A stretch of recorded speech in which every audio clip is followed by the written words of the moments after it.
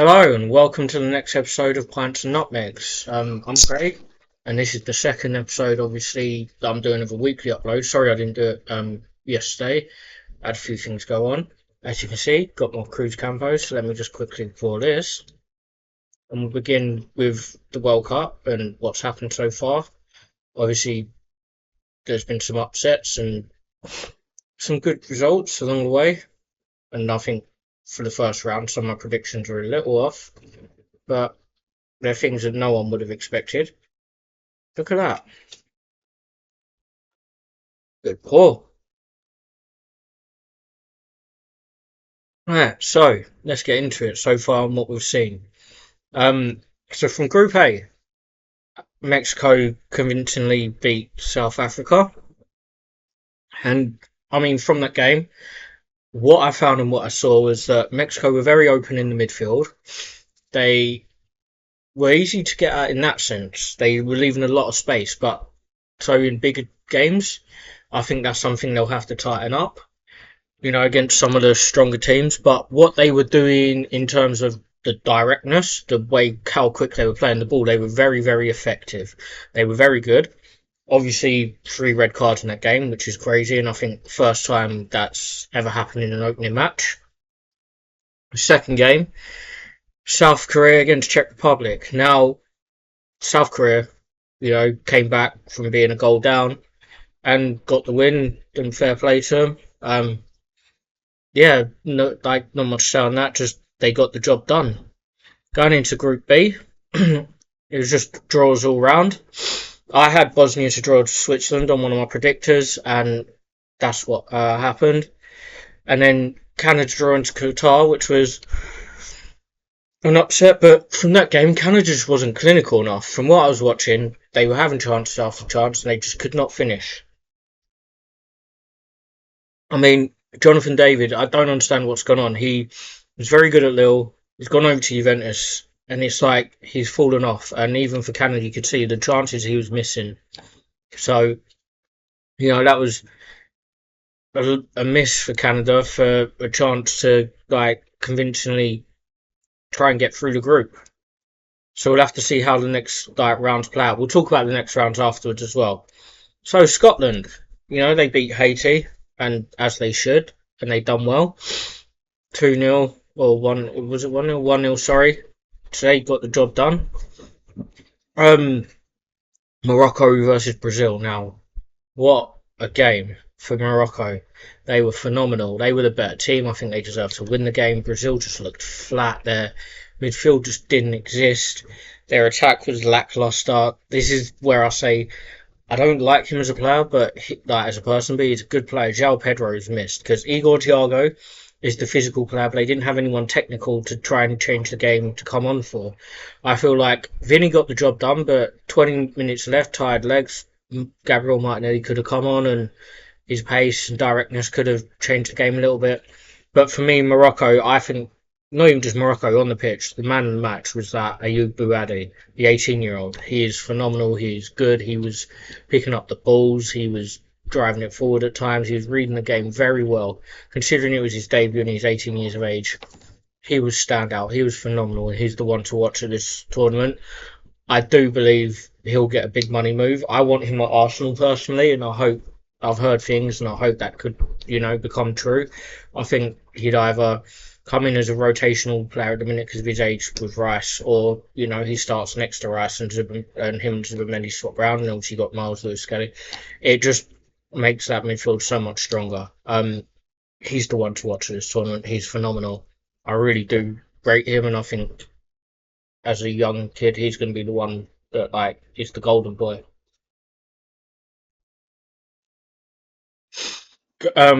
Obviously, yeah. So Morocco done their job.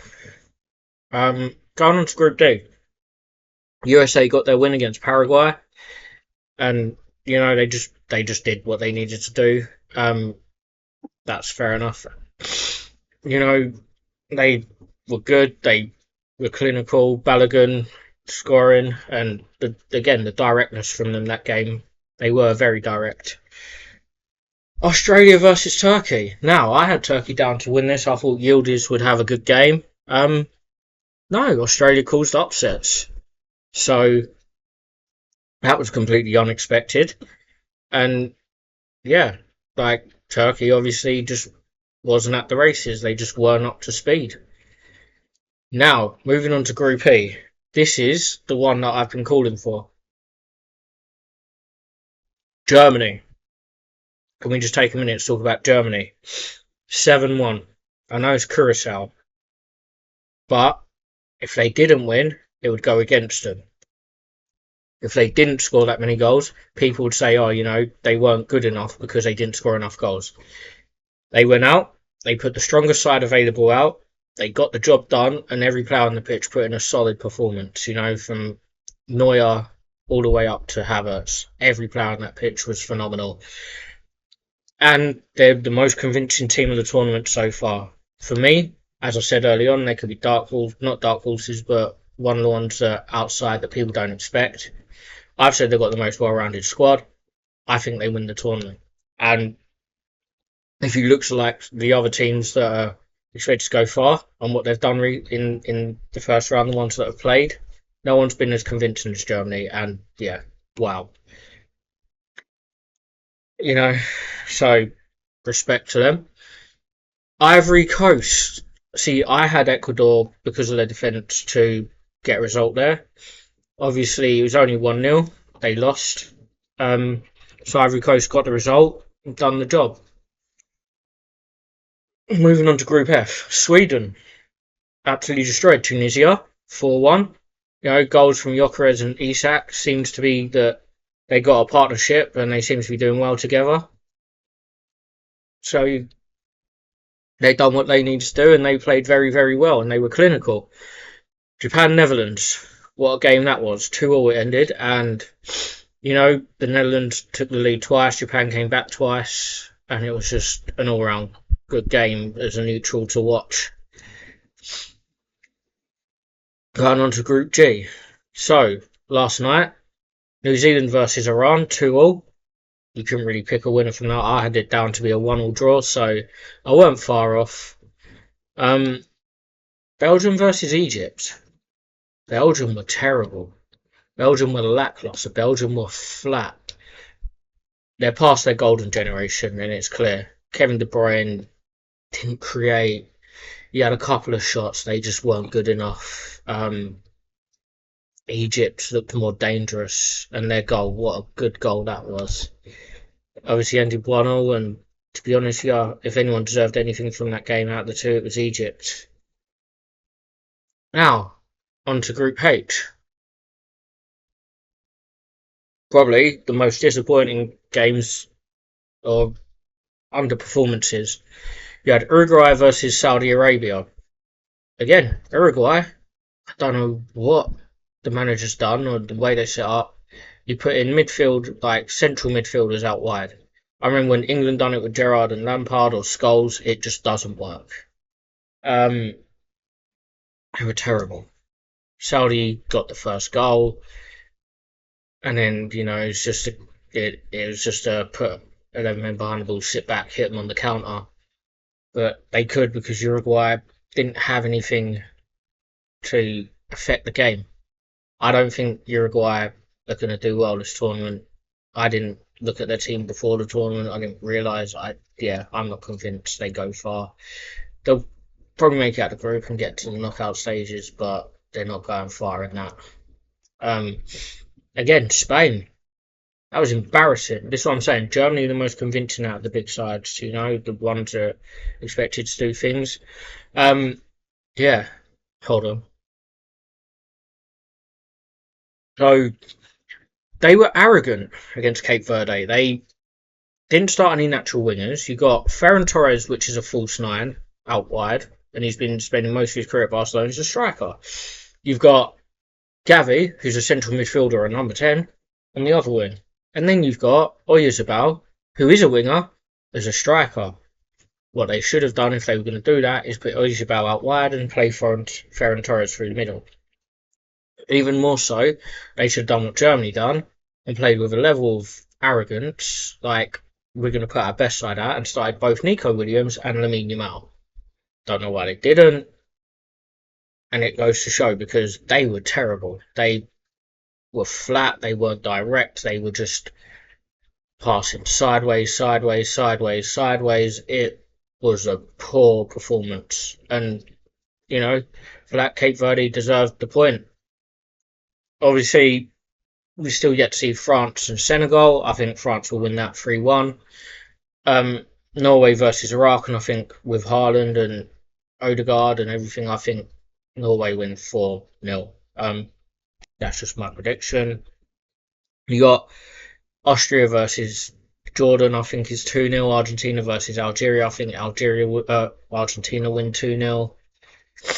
You got Portugal coming up, and I think is it against Congo? I think Portugal play Congo. I think again that's going to be a 2-0. I think Colombia versus Uzbekistan will be 3-0. England versus Croatia, I've got England to win 2-0. And Ghana versus Panama, I've got Ghana to win 3-0. So that's what I'm thinking in the next set of games. Then if we go on to the next round, I'll go on fixtures because obviously England play tomorrow. June fixtures, yeah. So England play tomorrow. And then we go around to the next stages. So Mexico versus South Korea. I think that's going to be a draw. I think Mexico and South Korea will nullify each other. I think Mexico's directness may get them a goal, but I think South Korea will play through that midfield and find something themselves. Scotland, Morocco. I think Morocco edge that. I think Morocco gets something. See, the USA versus Australia. I think USA just about edge it. Brazil versus Haiti. I mean, you'd say, Brazil stomp that. They should. So, that should be an easy 3-4-0. But Scotland only won 1-0. Brazil were a bit flat in midfield. We'll have to see what happens. Turkey versus Paraguay. Turkey should win that 2-0. Yeah, that's what I believe. Germany versus Ivory Coast. The way Germany are playing now, the players are finding their feet and their form so far. I'd say Germany 3-0. Netherlands versus Sweden. The thing is, Sweden are effective and clinical. Netherlands, they've lost. Obviously, Timber couldn't go. I'm not sure if Dillit's fit enough. I'm not sure. Could either Sweden edge it or it's another draw. Ecuador versus Curacao. Ecuador win that. Japan versus Tunisia. I think Japan are winning. Belgium versus Iran. Belgium should win that. Spain versus Saudi Arabia. If they struggled against Cape Verde, they've got to take the next one serious, start their better players. They need the points. Uruguay versus Cape Verde. Uruguay again. They need to improve from their last game. Egypt versus New Zealand. I think Egypt win that. 2-0, 3-0 maybe. France versus Iraq. That should be a slugfest for France. They should easily put 4 past Iraq. Argentina versus Austria. Now, I think there'll be a bit of a balance there. I think Argentina may win that, maybe 1-0. Norway versus Senegal. Yeah, so that'll be closer than you think, but I think Norway just edge it. Algeria versus Jordan. I think Algeria win. Portugal versus Uzbekistan. Portugal should convincingly win. England versus Ghana. Now, I'd like to think England do that. Maybe 2-1. Maybe. England should get the win there. I can't judge yet, so I've got to see how we do against Croatia. And this is an aging Croatia that's past their golden generation, They haven't got the players they once had and the legs that they once had. Bosnia versus Qatar. Bosnia should storm that. Switzerland versus Canada. If Canada took their chances, but they just didn't. See, Switzerland, I think could just about, or it could be a draw. Morocco versus. Oh, is that right? Hold on.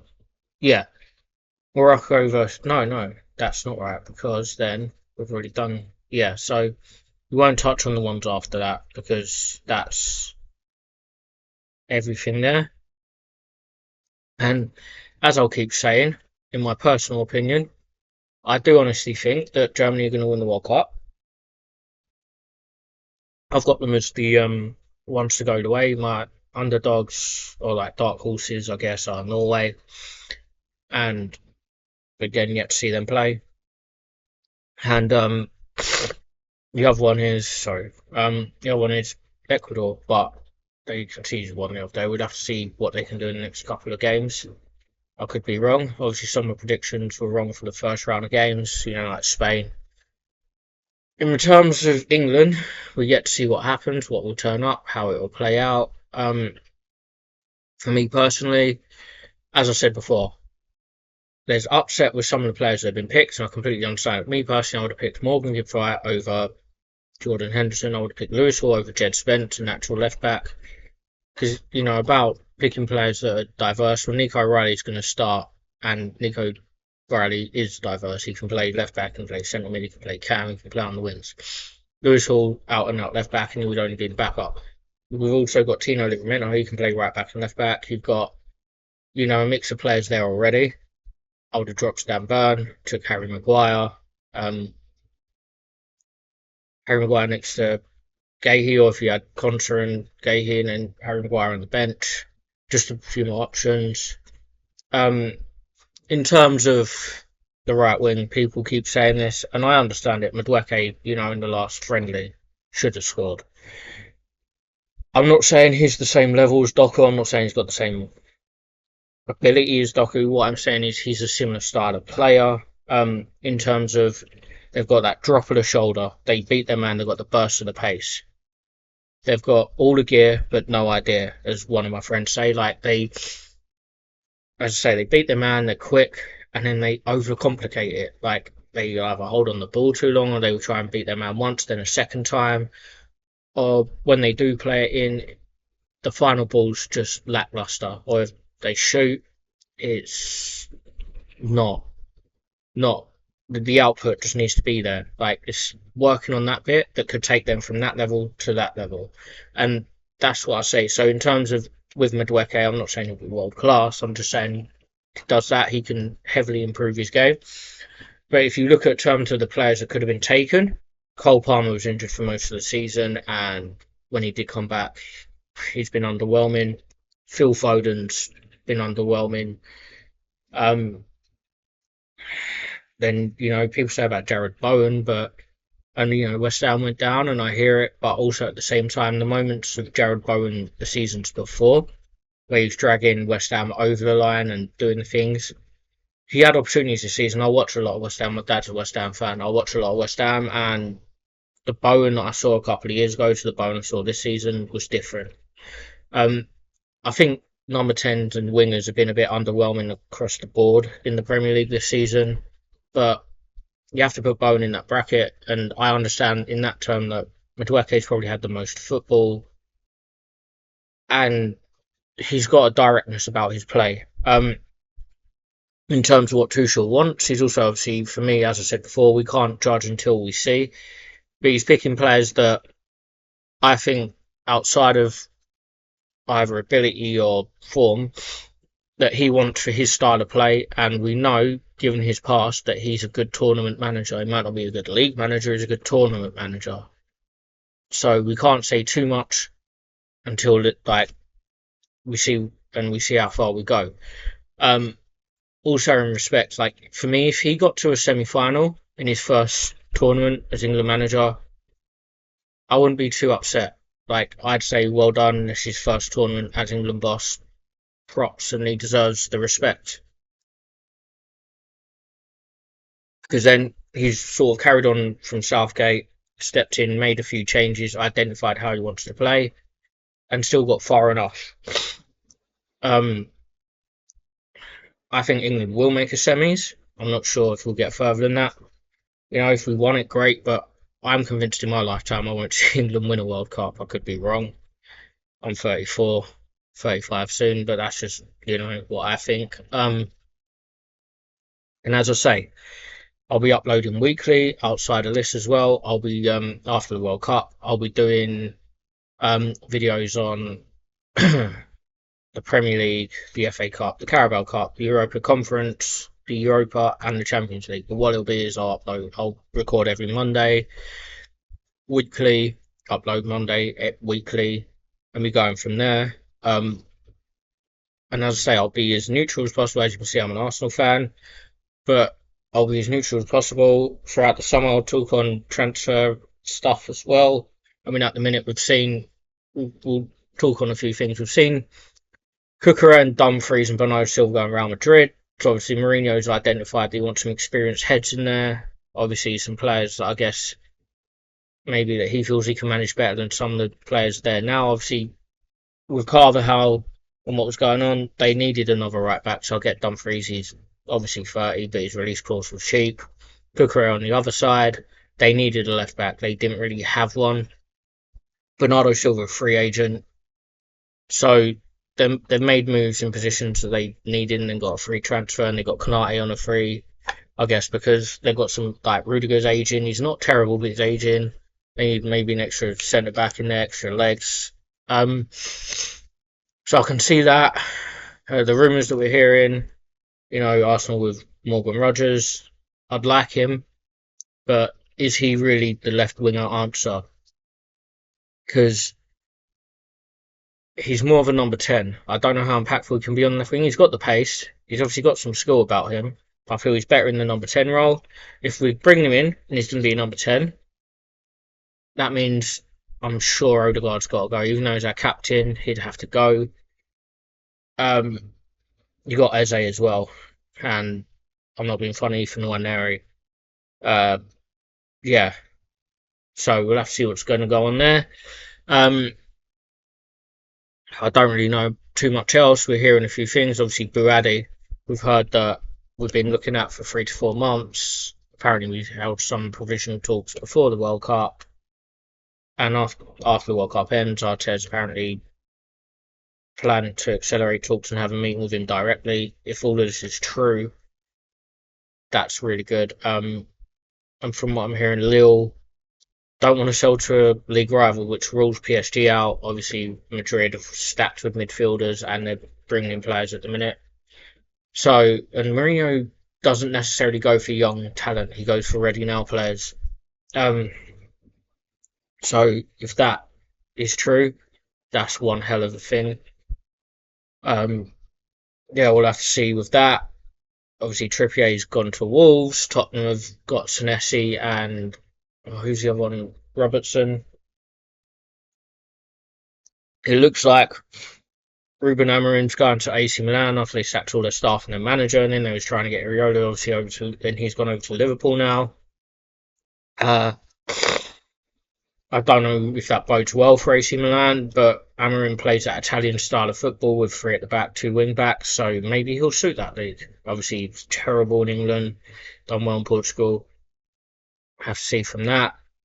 I'm not sure really. I'll try and have a look at. Hold on, just bear with me. I'll go on to Sky Sports because I don't want to listen to anything outside of that.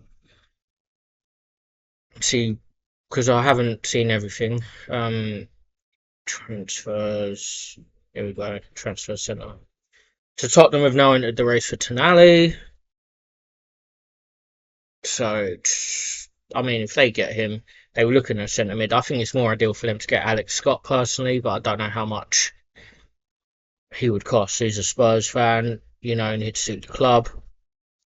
Rudiger signed Real Madrid contract extension, fair enough. Chelsea are targeting Maxence Lacroix. I mean, they need an experienced head, so that could do them some favours if they do go for him. Yeah, as expected, Arsenal's eyeing Morocco Starlet. We know about that anyway. Will Barcelona take option to sign Rashford? I don't think they will. they went for Anthony Gordon. That's another one that I don't understand. That Anthony Gordon hasn't had the best season. He hasn't scored a lot of goals. And then Barcelona, instead of signing Rashford on a 26 mil, who has proven himself even off the bench and a backup player or fighting for that position, at 26 mil you can't go wrong. You go and spend 70, 80 million on some guy that, okay, he's younger, he's quicker, but he hasn't done much. It's crazy. On the flip side, yeah, Amorim saves Man U 10 million in compensation for going to AC Milan. I've heard that Newcastle are looking at James Trafford again after Ramsdale's departing, so that's something we'll have to keep an eye on. I mean, I think for me personally, Trafford is better than Donnarumma. He came in as the number one to come back as the number one. Donnarumma became available, and City shouldn't have done it. They just shouldn't have done it. They like a ball playing goalkeeper. Pep likes a ball playing goalkeeper. Trafford was there, ready. He'd been under Pep before. He came back to Pep. And Ederson was already a ball playing goalkeeper. You could rotate between the two. Donnarumma's terrible with his feet. Donnarumma also has a mistake in him. I think he's been a bit underwhelming as a keeper. Brighton announced Costinha signing. I don't know anything about Costinha, but they've only paid 8 million, so we'll see what that brings to the team. There's all these rumours about Nico Paz because Real Madrid have a buyback clause, but from what I've heard is that Nico Paz wants to stay at Como for another season at least under Fabregas. So even though there is a buyback clause, he can obviously refuse contract talks. And the thing is, over at Real Madrid right now, they've got so many attacking players. You've got Rodrigo, you've got Mbappe. I know he's more of a number 10, but then you've got Arda Güler. You've got other players. So many. And, for him, he'll think, where do I fit in? Like I say, Mourinho doesn't develop talent. They're just brought in Bernardo Silva. So, and then Bellingham, they've used him as 10. For me, he's not a 10. He's a centre mid. He broke through at Birmingham as number 8. He went over to Dortmund as a number 8. Real Madrid paid over 100 million for a number 8. And to fit him in the team, because they had the big names like Camavinga and Tchouameni already, how do we fit this guy into our team? Let's put him number 10. He's not a skillful, he's got some skill, but he's not a skillful, guy. So he can't run through a whole team. He's got some good passing, but he's no Ozil. He's got good stats, but he's a number 8. And that's that. Something about Wolves signing a new manager, and Salzburg have got the Rangers manager, I think. Russell Martin's gone back to Leicester. Ikamu Nain legend has taken over at Salamanca. That's not really important. Yeah, and that's all I can see so far in the transfers. But I'm not going to call anything on predictions of leagues and this and that until the window's shut. As for me personally, I've been arguing this case, and some people think, oh no, they got groups last time with Germany. Look at you got Manuel Neuer, they've got Nubel and another keeper. Got Elias Baum, Nathaniel Brown. Nathaniel Brown is the huge 21-year-old that's proved himself in the Bundesliga, a lesser team that Bayern Munich wants, going to cost about 50, 60 million. You've got Jonathan Tah, who's the Leverkusen Invincible, went over to Bayern Munich and has been a revelation in that centre-back defence because Upamecano and Kim Min-jae just weren't good enough, Eric Dyer. So he's the key man. You've got Schlotterbeck, who's phenomenal, scored the other day, Dortmund, and he's treated by the big clubs at the minute. You've got Joshua Kimmich, who's naturally a centre mid, but also started out as a right back as well at Leipzig, and just very, very good. Pavlovic, solid, amazing. Another 21, 22-year-old, I think maybe now. Very, very good. Next to him, Felix Lameka, Man City youth over at Dortmund. and very solid. And then off the bench, they've got players like Angelo Stiller, who's had a very, very good season. I think of Stuttgart. You've got Tom Bischoff, Bayern Munich, 21-year-old, very, very good. They took Pascal Gross, they took Leon Goretzka. These are experienced heads, that play both in the Premier League and the Bundesliga and been very successful and very good in their own rights. Florian Wirtz, Nagelsmann gets the best out of, and he had a good game the other day. Musiala, technical, and you saw it the other day. Leroy Sané, good, direct. Probably was the most underwhelming of the players on the pitch, but still very good. Udriego to replace injured Leonard Cole, and he's another wonder kid, 21 years of age at Leipzig. Kai Havertz, big game player. I've got down as the top goal scorer of the World Cup. Then you've got Jamie Llewellyn. I don't know much about him, but he seems pretty good. He seems, he's 24, 25. He seems alright. Dennis Undav, experienced natural striker. He got, I think, 2 assists the other day as well, coming off the bench. They've got a well-rounded team, and they can be effective, and they can hit teams where it hurts. And they're very disciplined. They don't leave a lot of space. And even the goal they conceded, there was nothing you could do about that. That was good play. That was a good goal, and that's what it was. Sometimes that happens, and it's out of your hands. Nearly done the pint. And anyway, my name's Craig. I've been Craig. This is Pints and Nutmegs, and this is the second of a growing channel. I appreciate all the comments, all the likes, the subscribers, and the following's growing. First video hit over 71 views in first week, which, as I'm not pushing it too much, I'm really happy about, and I appreciate every one of you. So thank you very much, and yeah, I'll see you, I'll do my next one on Monday. So thank you very much, guys, and I appreciate all your feedback.